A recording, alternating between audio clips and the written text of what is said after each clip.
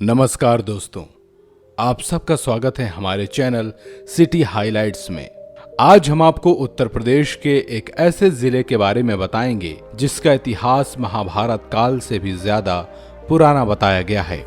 यहाँ एक ऐसी जगह है जहाँ दशहरे के दिन लोग रावण के पुतले का दहन नहीं करते, बल्कि रावण के पुतले की लकड़ियां तोड़कर उसे अपने साथ घर ले जाते हैं। और ये दुनिया की एकमात्र ऐसी जगह है जहां आपको 5 नदियों का संगम होता है। यहाँ हर साल कई मेले, पशु मेला और अन्य उत्सव जैसे कार्यक्रम यहाँ पर आयोजित किए जाते हैं। दोस्तों, हम बात कर रहे हैं उत्तर प्रदेश के 75 जिलों में से एक इटावा जिले की। तो शुरू करते हैं। इटावा उत्तर प्रदेश के सबसे प्रमुख जिलों में एक माना जाता है। इस जनपद के पूर्व में औरैया, पश्चिम में आगरा, उत्तर में फर्रुखाबाद व मैनपुरी तथा दक्षिण में जालौन व मध्य प्रदेश का भिंड जिला है। सन 1998 तक इटावा जिला काफी बड़ा हुआ करता था। इटावा जिले के औरैया और विधूना तहसील को अलग कर एक नया जिला औरैया बनाया गया। 2011 की जनगणना के अनुसार जनपद की जनसंख्या 16 लाख से अधिक थी। जिले में प्रति 1000 पुरुषों पर 875 महिलाओं की संख्या का लिंग अनुपात है। धार्मिक दृष्टिकोण से जनपद में 92.17% हिंदू व 7.20% मुस्लिम धर्म के लोग निवास करते हैं। जनपद की साक्षरता दर 79% है। इटावा जनपद में 6 तहसीलें भरथना, सैफई, जसवंत नगर, चकर नगर, इटावा व ताखा है, जबकि 8 विकासखंड जसवंत नगर, सैफई, बसरेहर, ताखा, भरथना, महेवा, चकर नगर तथा इटावा है। जनपद में कुल 692 गांव हैं और कुल ग्राम पंचायतों की संख्या 471 है। वहीं जनपद में 3 नगर पालिका परिषद तथा 3 नगर पंचायत हैं। जनपद का प्रशासनिक मुख्यालय इटावा शहर में ही स्थित है। इटावा जनपद कानपुर मंडल के अंतर्गत आता है। जिले में एक लोकसभा सीट इटावा है। इसी लोकसभा सीट का कुछ भाग मैनपुरी लोकसभा के अंतर्गत भी आता है। जनपद में विधानसभा की 3 सीट भरथना, इटावा, जसवंत नगर है। दोस्तों, कहा जाता है कि इटावा का इतिहास 5500 साल पुराना है। सिंधु घाटी के सभ्यता के सैंधवकालीन कुछ अवशेष और तांबे से बने औजार यहाँ के सैफई से प्राप्त हुए हैं। माना जाता है कि आर्य यमुना नदी के सहारे ही आगे बढ़कर यहाँ के दोआब में बसे होंगे, क्योंकि प्राचीन काल में भी सभी सभ्यताओं की शुरुआत नदी के किनारों से हुई थी। इटावा जनपद का संबंध महाभारत काल से जुड़ा हुआ है। उस काल में इटावा जनपद का क्षेत्र पंचाल राज्य का हिस्सा हुआ करता था और यहाँ राजा द्रुपद का शासनकाल हुआ करता था। महाभारत युद्ध की पूरी रूपरेखा यहीं बनी थी। कहते हैं कि पांडवों ने अपने 1 वर्ष के अज्ञातवास के दौरान यमुना और चंबल नदियों के बीच घने जंगलों में काफी समय बिताया था। जिस समय पांडव अपने अज्ञातवास के दौरान यहाँ कुटिया बनाकर रहते थे, उसी समय पांडवों को पता चला था कि बकासुर नामक दानव के भय से लोग परेशान हैं। इसीलिए महाबली भीम ने बकासुर को मौत के घाट उतार दिया और लोगों को यह दोनों के भय से मुक्ति दिलाई। जिस स्थान पर बकासुर नानक दोनों मारा गया था, आज वो जगह बकेवर के नाम से जानी जाती है। राजा भारत के उत्तराधिकारी को इटावा का संस्थापक माना जाता है। गुप्त, मौर्य, कुषाण, कछवा और गुर्जर प्रतिहार के वंशजों सहित कई भारतीय शासकों ने इटावा पर अपना शासन चलाया है। आपको बता दें कि जैन धर्म के तीर्थंकर भगवान महावीर ने भी अपने जीवन काल का कुछ समय इटावा के आसुई नामक गांव में बिताया था और लोगों को उपदेश दिया था। खुदाई के दौरान यहाँ कई जैन प्रतिमाएं प्राप्त हो चुकी हैं। 5 नदियों का संगम पूरी दुनिया में सिर्फ इटावा जिले में ही देखने को मिलेगा। यहाँ पर यमुना, चंबल, कुंवारी, पहुज व सिंधु 5 नदियां आकर मिलती हैं। इस स्थान को पचनत के नाम से भी जाना जाता है। राजा जयचंद और मोहम्मद गौरी के बीच इसी स्थान पर भयंकर युद्ध भी हुआ। इसी युद्ध में राजा जयचंद और उनके सेनापति सुमेर सिंह की मौत हो गई थी। भारत में मुगलों के शासन की स्थापना होने के बाद इटावा की मुगल साम्राज्य का एक हिस्सा बन गया था। दिल्ली सल्तनत पर शासन करने वाले तमाम सुल्तानों की ओर से उनके पसंदीदा लोगों को इस क्षेत्र पर अधिकार दिया जाने लगा था। सन 1751 से 1766 तक इटावा में मराठों का कब्जा रहा था।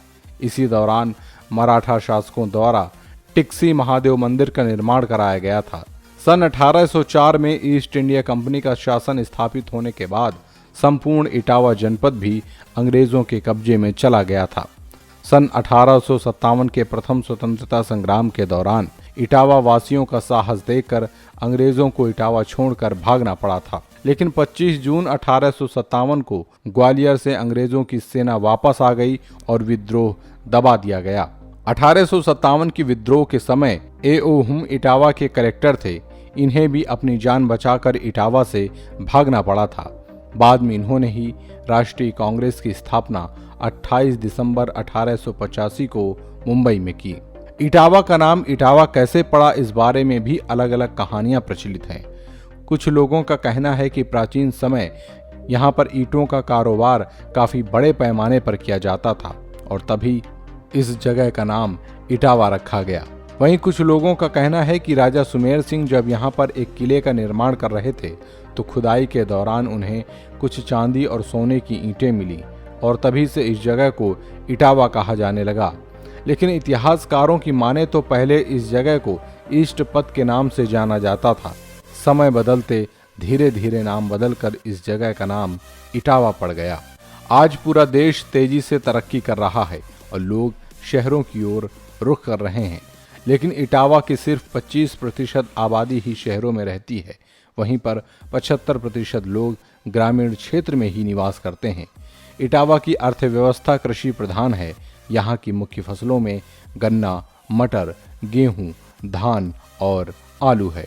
इसके अलावा कपास और रेशम का उत्पादन भी इटावा में होता है। यहाँ की जमुनापरी नस्ल की बकरी की डिमांड भारत के अलावा अन्य देश में भी है। इटावा में लोग अब शिक्षा की ओर भी लगातार ध्यान दे रहे हैं।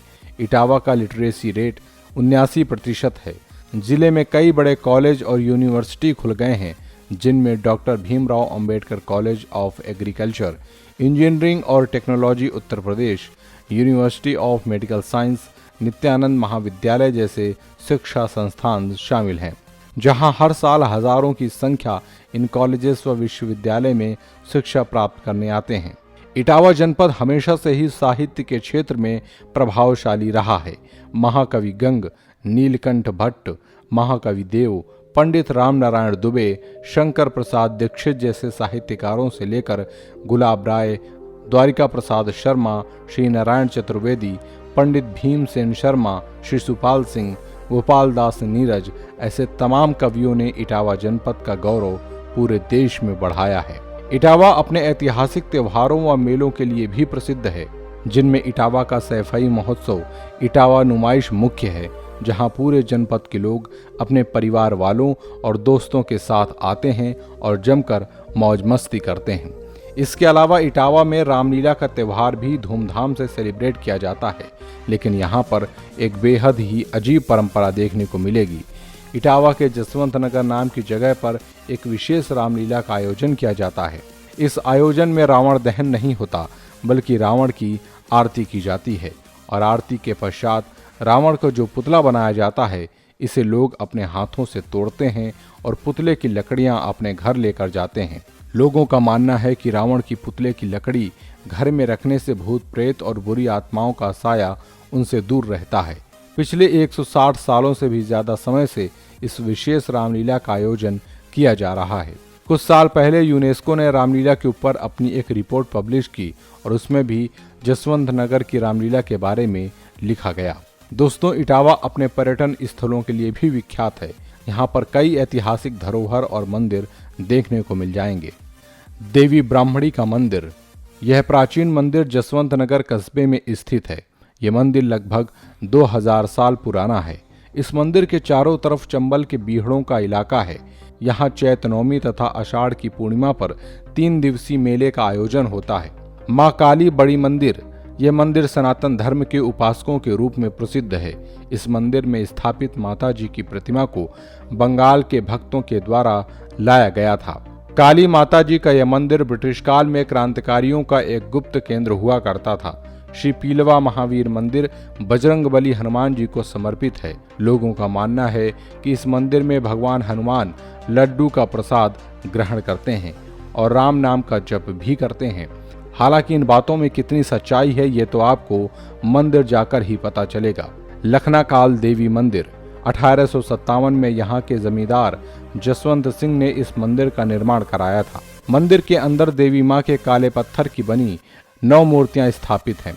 टिक्सी महादेव मंदिर, इस मंदिर को मराठा शासकों ने बनवाया था। इसके अलावा इटावा जनपद में ऐसे बहुत सारे धार्मिक ऐतिहासिक स्थल हैं जहां आपको एक बार जरूर जाना चाहिए, जैसे खटखटा बाबा का आश्रम, 22 ख्वाजा की मजार, चुगलखोर का मकबरा, भरे किलाला, प्रताप नेर किला, राजा सुमेर सिंह का किला। इन सब के अलावा इटावा में वन जीव जंतु को पसंद करने वाले सैलानियों के लिए प्रसिद्ध स्पॉट इटावा सफारी पार्क है। इटावा सफारी पार्क अपनी सफारी के लिए लगातार लोकप्रिय होता जा रहा है। यहाँ पर कुल 4 सफारी हैं, जिनमें lion safari, deer safari, bear safari और लेपर्ड सफारी शामिल है। भारत के अन्य छोटे बड़े शहरों से इटावा को कनेक्ट करने के लिए कानपुर दिल्ली लाइन पर इटावा जंक्शन स्थित है। इस जंक्शन पर 5 प्लेटफॉर्म हैं। भारत के सभी बड़े और राज्यों से इटावा की सीधी ट्रेन आपको मिल जाएगी। इसके अलावा बस और सड़क मार्ग से भी आप इटावा तक पहुंच सकते हैं। इटावा का नज़दीकी एयरपोर्ट आगरा एयरपोर्ट है, जो 127 किलोमीटर की दूरी पर है। इटावा घूमने का सबसे अच्छा समय अक्टूबर से मार्च के बीच है। तो दोस्तों, ये था इटावा। कैसा लगा बताइए कमेंट्स में। क्या आपने कभी इटावा विजिट किया है? अगर किया है तो अपना एक्सपीरियंस हमारे साथ ज़रूर शेयर करें। वीडियो पसंद आया हो तो लाइक करें, शेयर करें, कमेंट करें और साथ ही चैनल को सब्सक्राइब करना ना भूलें।